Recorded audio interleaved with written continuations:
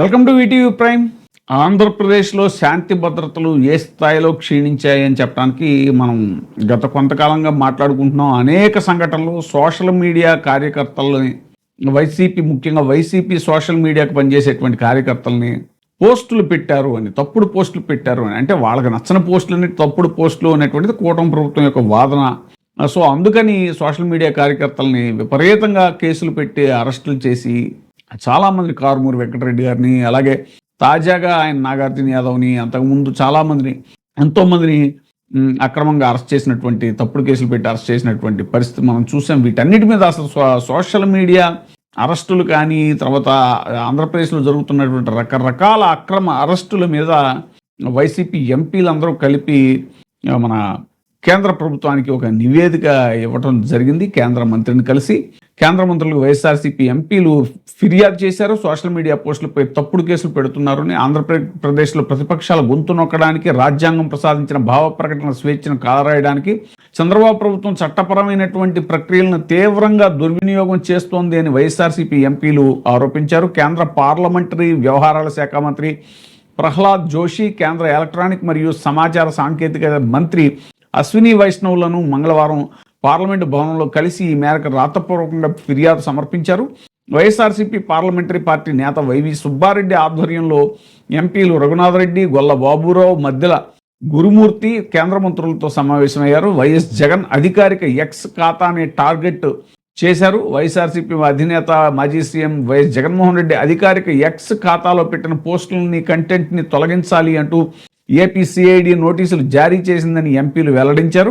ఈ నోటీసుల ఆధారంగా కంటెంట్ తొలగించాలి అంటూ ఎక్స్ సంస్థ వైఎస్ జగన్మోహన్కు ఈమెయిల్ ద్వారా సమాచారం పంపిన విషయాన్ని కూడా కేంద్ర మంత్రుల దృష్టికి వైసీపీ ఎంపీలు తీసుకెళ్లడం జరిగింది. ఫిర్యాదులోని ప్రధాన అంశాలు, నివేదికలు 150కి పైగా ఖాతాలు, 770కి పైగా పోస్టులు కేవలం ఒక్క ఖాతాకే పరిమితం కాకుండా ప్రతిపక్ష నేత వైఎస్ జగన్తో పాటు జర్నలిస్టులు, వైఎస్ఆర్సీపీ సోషల్ మీడియా కార్యకర్తలు, రాజకీయేతర పౌరులకు చెందిన 150కి పైగా ఖాతాల్లోని 770కి పైగా పోస్టుల్ని తొలగించాలి అంటూ ఏపీసీఐడి నోటీసులు ఇచ్చింది అని స్పష్టం చేశారు. కేసులకు, నోటీసులకు పొంతం లేదు. పోలీసులు నమోదు చేస్తున్న కేసులకు సిఐడి అధికారులు ఎక్స్ సంస్థకు పంపిన నోటీసుల్లోని సమాచారానికి ఏమాత్రం పొంతం లేదు అనే విషయాన్ని కూడా ఎంపీలు ఆధారాలతో సహా వివరించడం జరిగింది. ప్రశ్నించే గొంతుకలను వేధించడమే లక్ష్యంగా చట్టాలను దుర్వినియోగం చేస్తున్నారు అని తెలిపారు. కేంద్ర ప్రభుత్వాన్ని కోరిన విజ్ఞప్తులు ఏమిటి అంటే, సమగ్ర విచారణ చేయాలి, ఏ ప్రాతిపదికన, ఏ కారణాలతో ఏపీసీఐడి ఈ స్థాయిలో కంటెంట్ తొలగింపు నోటీసులు పంపిందో తక్షణమే కేంద్ర ప్రభుత్వం పూర్తి స్థాయి విచారణకు ఆదేశించాలని కూడా ఎంపీలు కోరడం జరిగింది. ఆన్లైన్ కంటెంట్ తొలగింపు మరియు ఖాతాల రద్దు విషయంలో రాష్ట్ర ప్రభుత్వాలు చేసే విజ్ఞప్తుల్లో పారదర్శకత, జవాబుదారీతనం ఉండేలాగా తగిన మార్గదర్శకాలను జారీ చేయాలి అనేటువంటిది కూడా కేంద్ర మంత్రులకి విజ్ఞప్తి చేశారు. ప్రజాస్వామ్య రక్షణ అనేటువంటిది తక్షణం అవసరం. రాజకీయ కక్ష సాధింపు కోసం దర్యాప్తు సంస్థలను వాడటం ప్రజాస్వామ్య వ్యవస్థకే ముప్పు అని, ఈ చట్టవిరుద్ధ చర్యలకు అడ్డుకట్ట వేయాలని కూడా కేంద్ర మంత్రిని వైసీపీ ఎంపీలు అభ్యర్థించడం జరిగింది. సాయికృష్ణ లాకప్ డెత్ కేసు విషయానికి వస్తే కూడా డీజీపీ, సిపి, ఏసీపీలను నిందితులుగా చేర్చాలి అని విజయవాడ కోర్టులో ఎంపీ ప్రైవేట్ ఫిర్యాదు చేశారు. విజయవాడ కృష్ణలంక పోలీస్ స్టేషన్ పరిధిలో జరిగినటువంటి కాపు యువకుడు గాదె సాయికృష్ణ అక్రమ నిర్బంధం, లాకప్ డెత్ మరియు మృతదేహం మాయం వ్యవహారంలో కీలక మలుపు చోటు చేసుకుంది. ఈ దారుణ ఘటనలో అత్యున్నత పోలీసు అధికారుల పాత్రపై విచారణ జరిపి వారిని కూడా నిందితులుగా చేర్చాలి అంటూ తిరుపతి పార్లమెంట్ సభ్యుడైనటువంటి మద్దెల గురుమూర్తి విజయవాడ 2వ అదనపు జ్యుడిషియల్ ఫస్ట్ క్లాస్ మెజిస్ట్రేట్ కోర్టులో ప్రైవేట్ ఫిర్యాదు దాఖలు చేశారు. ఈ పిటిషన్లో ప్రధానంగా చేర్చినటువంటి ఉన్నతాధికారుల పేర్లు ఏంటి అని అంటే, హరీష్ కుమార్ గుప్తా రాష్ట్ర డీజీపీ, అలాగే ఎస్వి రాజశేఖర్ బాబు విజయవాడ పోలీస్ కమిషనర్, ఎం మానస విజయవాడ సౌత్ జోన్ ఏసీపీ. ఈ పిటిషన్లో లేవనెత్తినటువంటి ప్రధాన చట్టపరమైన ఆధార సహిత అంశాలు, థర్డ్ పార్టీ ఫిర్యాదుపై చట్టపరమైనటువంటి స్పష్టత కూడా, భారతీయ నాగరిక సురక్ష సంహిత BNSS సెక్షన్ 210 ప్రకారం నేరంపై ఎవరైనా మెజిస్ట్రేట్కు ఫిర్యాదు చేయవచ్చు.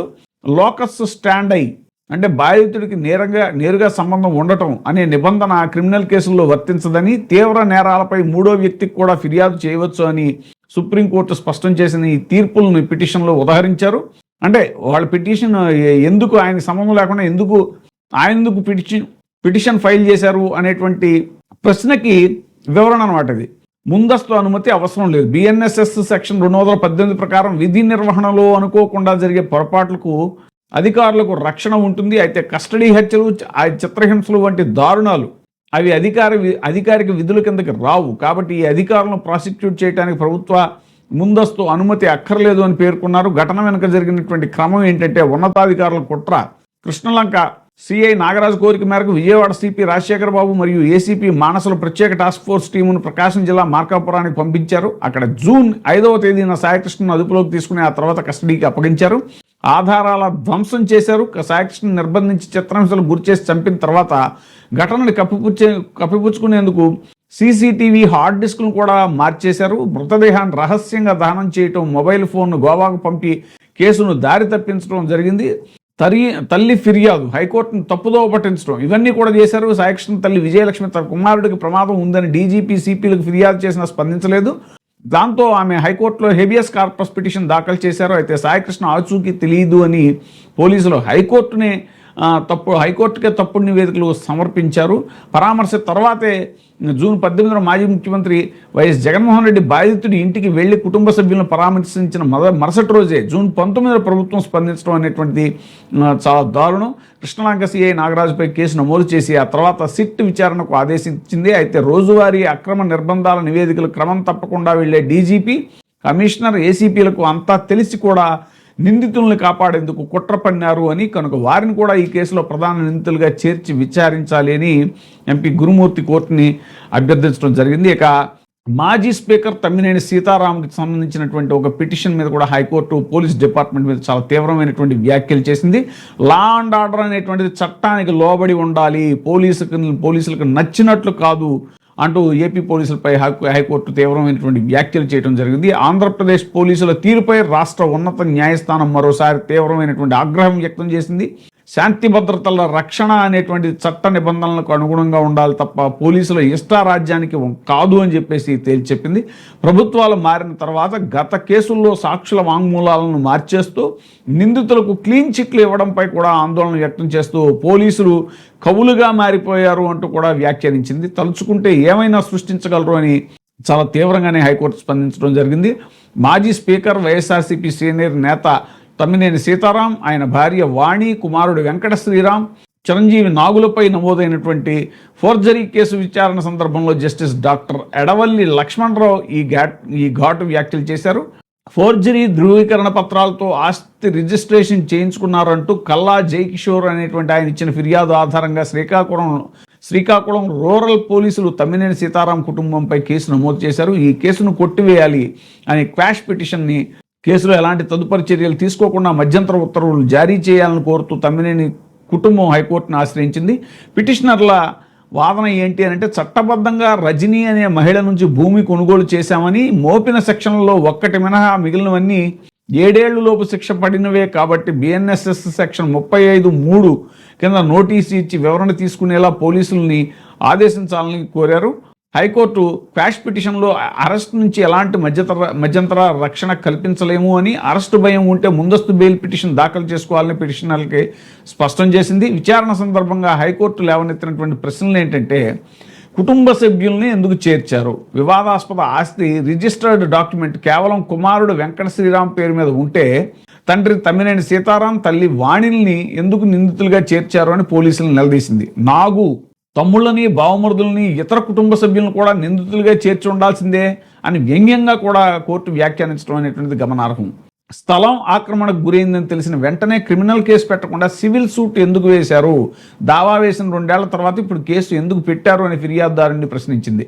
డబ్బు చెల్లింపు ఆధారాలు సమర్పించాలి కదా, ఆస్తి కొనుగోలుకు సంబంధించి అసలు యజమాని రజనీకి నగదు రూపంలో ఇచ్చారా లేక చెక్కు ఇచ్చారా అనే వివరాలు, ఆధారాలు తమ ముందు ఉంచి యజమాని సరైందే అని నిరూపించుకోవాలని కూడా పిటిషనర్లని కోర్టు ఆదేశించడం జరిగింది. పోలీసులు ఫిర్యాదుదారుడు పూర్తి వివరాలతో కౌంటర్లు దాఖలు చేయాలని ఆదేశిస్తూ హైకోర్టు ఈ తదుపరి విచారణ ఈ నెల 28కి వాయిదా వేయటం కూడా జరిగింది.